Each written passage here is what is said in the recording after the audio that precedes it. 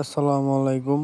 তো এই অল্প কয়দিন আগে যে ক্ষেতগুলো আর কি শুকনা ছিল, তো এখন সেই ক্ষেতগুলোতে প্রায় হাঁটুর গোড়ালির সমান পানি হয়েছে আর কি। তো আমি সর্বপ্রথম যে এখানে ধান মানে বিলের ধান সবার আগে কেটে ফেলছি। তো অল্প কিছু জমি আরও আছিল, ওই জমি কাটতে না পারায় আমি একজনকে চুকানি দিয়েছি যে সে কাটা বাইত নিয়ে দিব, আমরা তাকে এত টাকা দিব আর কি অনুমান। তো পানির ভিতরে ধান কাটা কতটা কষ্ট, আর মানে কতটা কষ্টদায়ক এটা সবাই জানে। দেখেন রাস্তার কি অবস্থা, যে রাস্তা কয়দিন আগে জুতা পা দিয়ে আসা যাইতো, তো সে এখন সেই রাস্তাগুলো আর কি যে অবস্থা, ডুবে গেছে। তো এখন কিছুই করার নাই, যেহেতু ধান লাগাইছি, একটু লস হলেও ধান কেটে বাড়িতে নিয়ে যাইতে হইব, কিছু করার নাই। ওই যে দূরে দেখেন আমার দিকে কাকা লাগে, আমার কি যে ধান কেটে দিতেছে সে আমার কাকা লাগে। তো তারা ধান কাটতেছে, তো আমি ওইদিকে যাইতেছি আস্তে আস্তে। দেখেন পানির কি অবস্থা, আর পানি প্রচুর পরিমাণ কামড়ায়।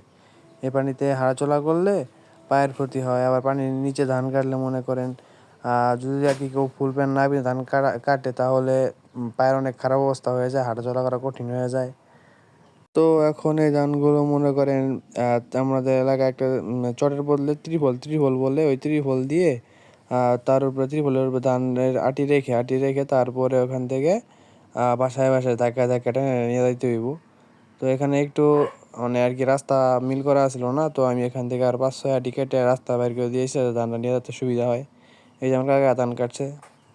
তো সব শেষে আল্লাহ তাআলা শুক্রিয়া, আলহামদুলিল্লাহ, যে আমি আমার ধান যতটুকু আমি পাইছি ততটুকু ধান আমি বাইরে নিয়ে যেতে পারছি, এটা শুকর আলহামদুলিল্লাহ। কারণ এখন অনেক জায়গা আছে যে জায়গা দিয়ে মনে করেন ধান একবার ডুবে গেছে, এখানে তো তাও কিছু কিছু বের হয়ে রয়েছে, ওইদিকে অন্য জায়গা দিয়ে মনে করেন একবার ডুবে গেছে। তো আমি এই ভিডিও করছিলাম আজ থেকে প্রায় 15 থেকে 16 দিন আগে, কাজের চাপের কারণে এই ভিডিও আপলোড করা হয় নাই।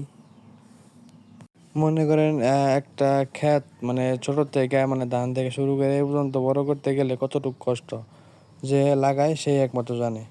টাকা খরচ করে ধান লাগাইছে অনেকে, মনে করেন আমি তো অল্প জমি লাগাইছি, এর লেগে আমার সমস্যা হইতেছে না।